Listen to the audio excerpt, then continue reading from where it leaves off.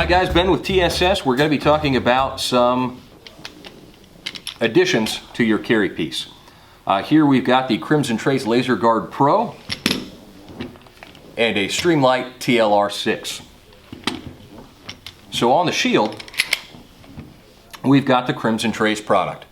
The Laser Guard Pro is different than the standard laser guards in that, pardon my muzzle America, this has not only the laser, but the flashlight. And personally, I think the flashlight is a more critical piece to a carry gun or a gun that you're going to keep inside the home.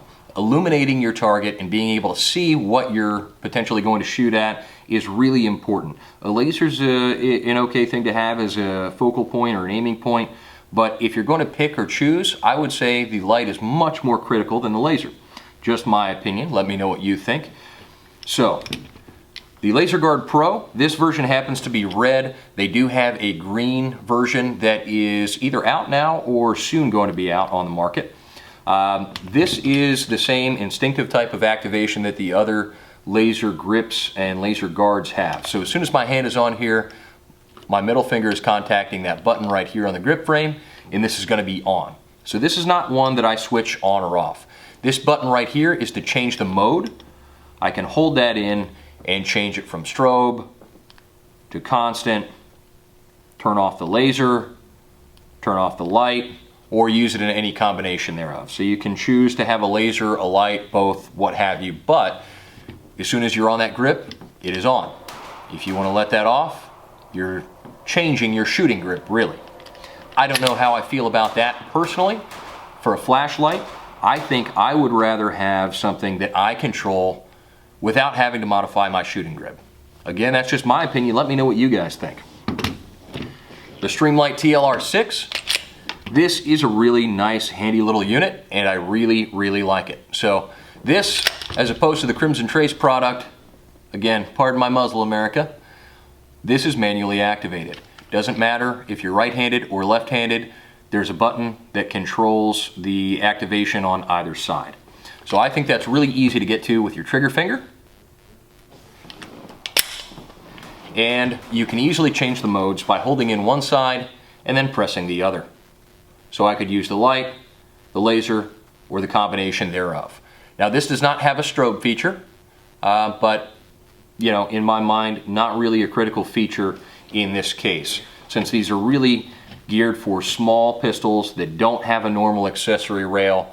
And by the way, either one of these products you can get for the Glock 43, you can get for the Smith Shield, you can get them for the 938s and the 238s, you can get them for a number of very popular options today. So either one of these, we just happen to have the units on a Shield and on a 43, but you can get either one to fit either one, and a number of other options. I just want to be clear about that.